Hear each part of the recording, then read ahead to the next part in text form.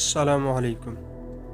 جنگ یمامہ مسلمہ کذاب کے دعوی نبوت کے نتیجے میں لڑی گئی، جس میں 1200 صحابہ کرام شہید ہوئے اور اس فتنے کو مکمل مٹا ڈالا۔ خلیفہ اول سیدنا ابو بکر صدیق رضی اللہ تعالیٰ عنہ خطبہ دے رہے تھے: لوگوں، مدینہ میں کوئی مرد نہ رہے، اہل بدر ہوں یا اہل احد، سب یمامہ کا رخ کرو۔ بھیگتی آنکھوں سے وہ دوبارہ بولے: مدینہ میں کوئی نہ رہے حتیٰ کہ جنگل کے درندے آئیں اور ابو بکر کو گھسیٹ کر لے جائیں۔ صحابہ کرام کہتے ہیں کہ اگر علی المرتضیٰ سیدنا ابو بکر صدیق رضی اللہ تعالیٰ عنہ کو نہ روکتے تو وہ خود تلوار اٹھا کر یمامہ کا رخ کرتے۔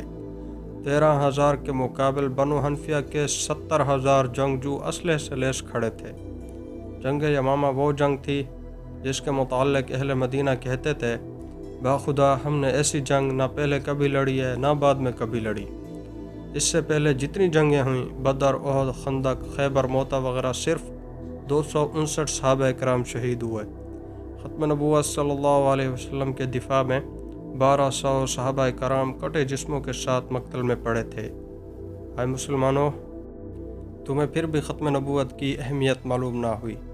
انصار کا وہ سردار ثابت بن قیس، جس کی بہادری کے قصے عرب و عجم میں مشہور تھے، اس کی زبان سے ایک جملہ ادا ہوا: اے اللہ، جس کی یہ عبادت کرتے ہیں میں اس سے برات کا اظہار کرتا ہوں۔ چشم فلک نے وہ منظر بھی دیکھا جب وہ اکیلا ہزاروں کے لشکر میں گھس گیا اور اس وقت تک لڑتا رہا جب تک اس کے جسم پر کوئی ایسی جگہ نہ بچی جہاں شمشیر و سنا کا زخم نہ لگا ہو۔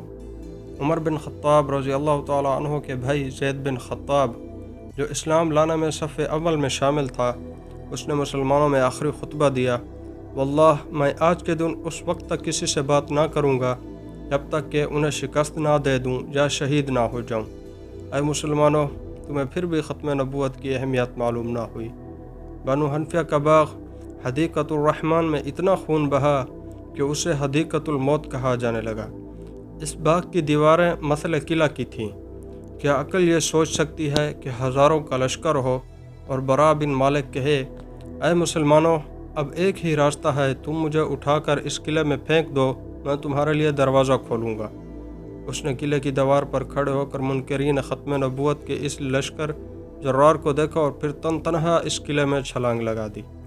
قیامت تک جو بھی بہادری کا دعویٰ کرے گا وہ بھی سر پکڑ کر بیٹھ جائے گا۔ ایک اکیلا شخص کیسے ہزاروں سے لڑ رہا تھا؟ اس نے دروازہ بھی کھول دیا اور پھر مسلمانوں نے منکرین ختم نبوت کو کاٹ کر رکھ دیا۔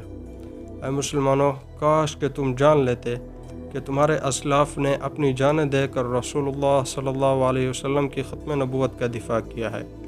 کاش تمہیں رسول اللہ صلی اللہ علیہ وسلم کے ان صحابہ کے جذبوں کا علم ہوتا جو ایک مٹھی بھر جماعت کے ساتھ حد نگاہ تک پھیلے لشکر سے ٹکرا گئے۔ قادیانیت ایک بہت بڑے فتنے کی صورت میں نمودار ہوا ہے، بس ہر صاحب ایمان کے ذمہ ہے کہ وہ اس کے سدباب کی کوششوں میں شریک ہو۔ اے مسلمانوں، تحفظ ختم نبوت کے جہاد میں اپنا اپنا کردار ادا کرو تاکہ قیامت کے دن خاتم النبیین صلی اللہ علیہ وسلم کی شفاعت نصیب ہو۔ آخر میں آپ سے التماس ہے کہ صحابہ کرام رضی اللہ تعالیٰ عنہم اجمعین کی اس داستان عشق و قربانی کو تمام مسلمانوں کے سامنے رکھنے کی غرض سے اس ویڈیو کو آگے منتقل کرنے کے لیے اپنا کردار ادا کریں۔ جزاک